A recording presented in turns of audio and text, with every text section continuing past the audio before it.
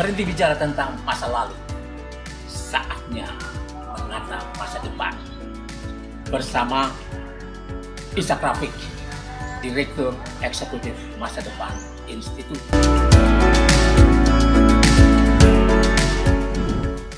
Assalamualaikum warahmatullahi wabarakatuh.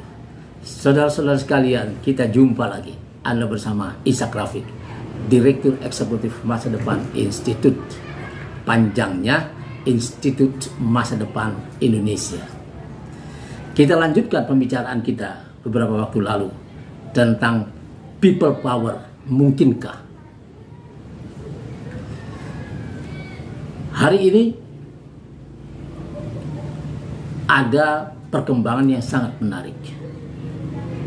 Ada 40 tokoh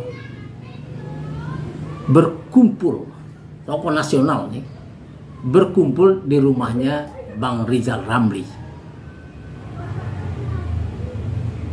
Di dalamnya ada tokoh reformasi Amin Rais, ada Marwan Batubara, ada Jenderal Purnawirawan Soeharto,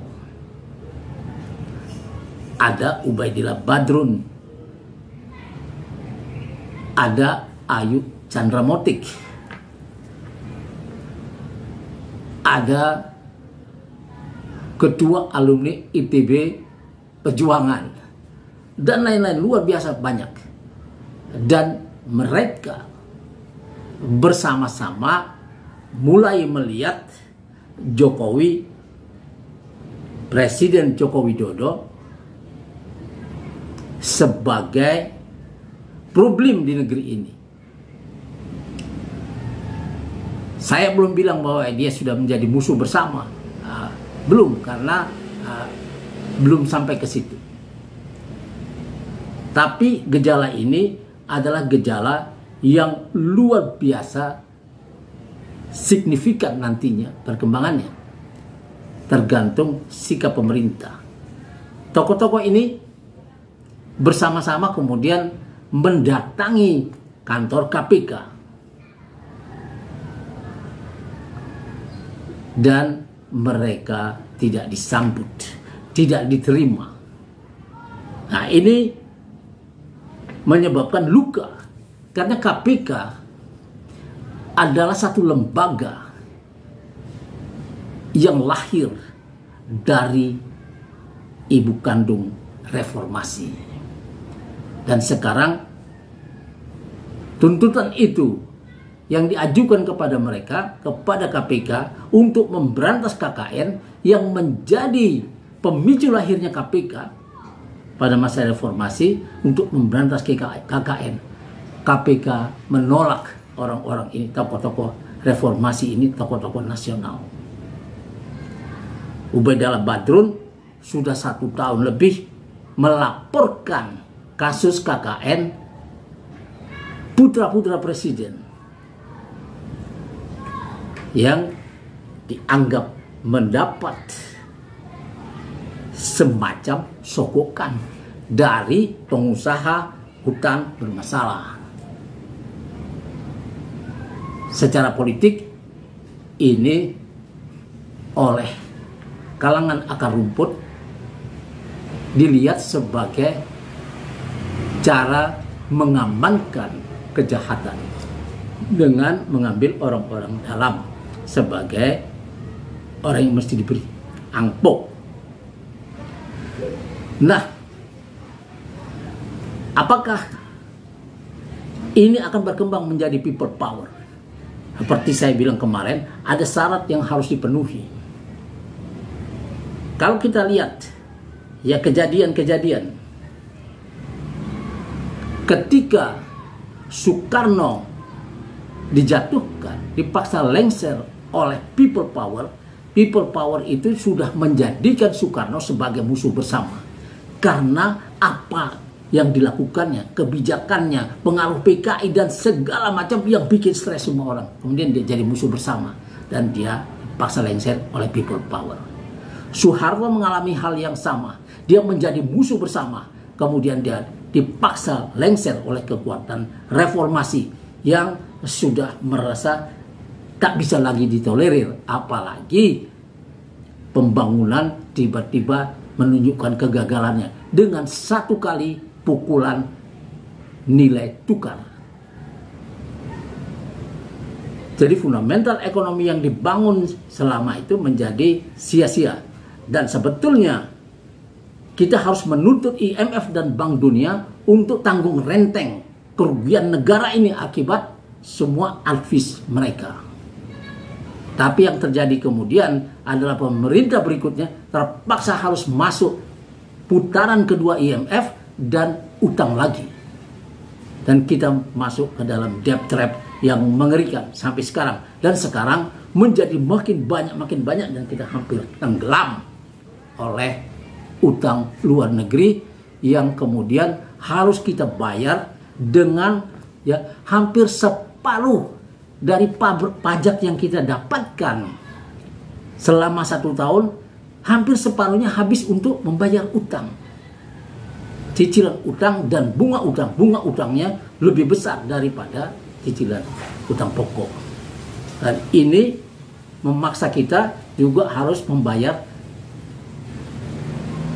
BBM lebih mahal, listrik lebih mahal, pajak menjadi beraneka ragam dan naik.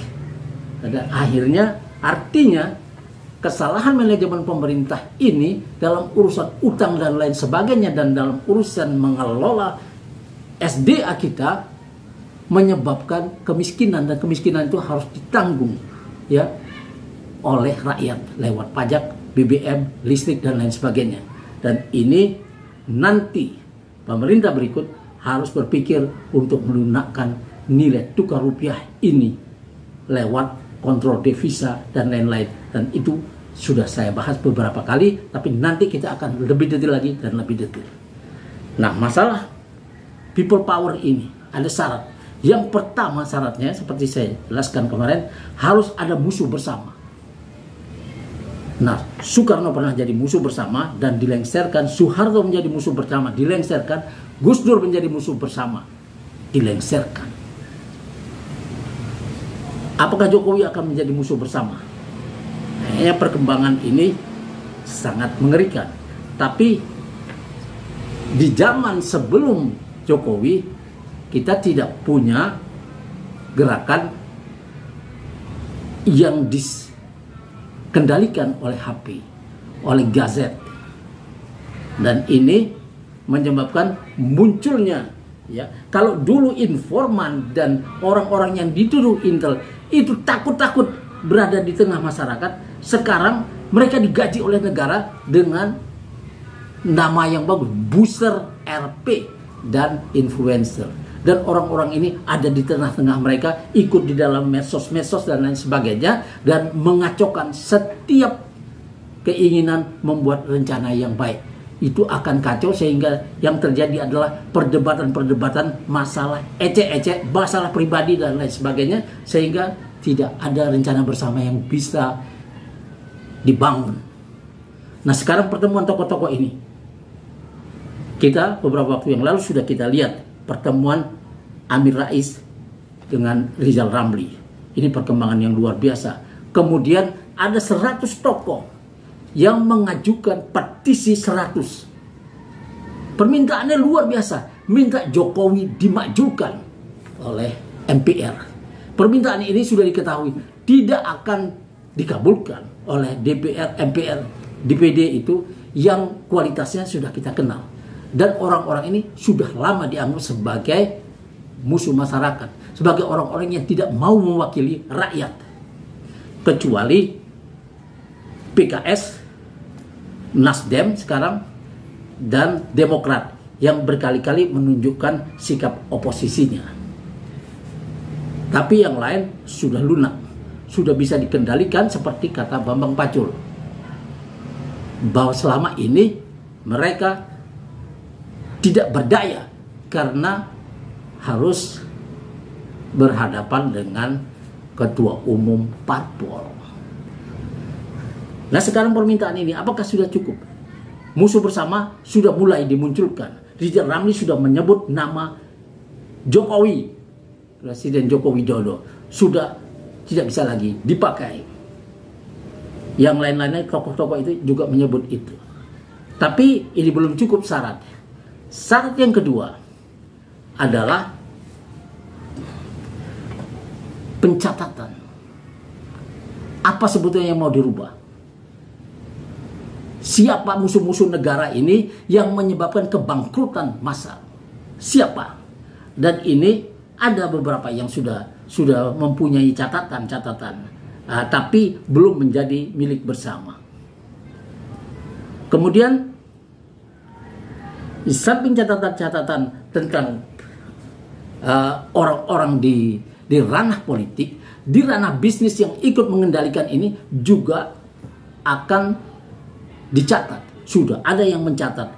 Ada grup-grup usaha yang dianggap sudah memiskinkan rakyat ini, mengendalikan pemerintah, sehingga setiap keuntungan yang harusnya mampir ke pundak rakyat sudah disedot dulu oleh parasit-parasit ini. Lewat kemudahan-kemudahan buat mereka, tax amnesty dan lain sebagainya, yang membuat orang-orang besar ini, orang-orang yang untungnya triliunan tidak ditarik pajaknya, tapi rakyat kecil yang sudah susah ditarikin dan harus membayar BBM lebih mahal. Mestinya yang seperti ini ditanggung oleh orang-orang itu lewat kekuatan negara. Nah, ini yang kedua, dan itu sudah juga ada catatannya walaupun belum jadi milik bersama. Kemudian kalau kita lihat selama ini terjadinya gerakan-gerakan demo luar biasa dari tahun 2016, 2000 sampai 2023, itu seperti bergerak sendiri-sendiri. Umat Islam tidak bercampur dengan buruh dan tuntutan mahasiswa dan lain sebagainya, masih sendiri-sendiri. Perlu dalam gerakan people power harus ada agen-agen perubahan yang menyambungkan ini, elemen-elemen perubahan. Kalau itu belum dapat, maka ini akan parsial terus. Tapi pasti akan ada. Sebab kesadaran ini sudah mulai muncul. Dan orang-orang yang menjadi agen-agen perubahan ini tidak bisa bergerak di permukaan. Karena kalau dia bergerak di permukaan, dia ditangkap. Tidak bisa juga menggunakan HP dan lain sebagainya seperti yang terjadi di Tahrir Square dan di Amerika. Harus ada yang lebih samar dari itu. Kemudian menyambung kembali pada tokoh-tokoh pesantren, kiai, masjid dan lain sebagainya, dan tokoh-tokoh agama yang sekarang juga sudah merasa bahwa selama ini telah ikut membenarkan kejahatan rejim terhadap umat Islam. Ketika yang disakiti, ketika dikriminalisasi adalah ulama, pesantren, masjid dan lain sebagainya, mereka sudah ikut bergembira dan tidak melawan dengan cinta. Padahal misi Yesus, misi agama-agama itu adalah misi cinta. Jadi kalau kita ikut para tokoh-tokoh agama ini membiarkan penyerangan terhadap Islam, mereka lupa bahwa sebetulnya yang mereka ikuti adalah pekerjaan para pembunuh dan pemfitnah Yesus. Orang-orang inilah yang membawa senjata-senjata pembunuh massal, membunuh rakyat pribumi. Tapi Yesus membawa misi cinta. Dan cinta ini harus masuk ke dalam gerakan. Wassalamualaikum warahmatullahi wabarakatuh.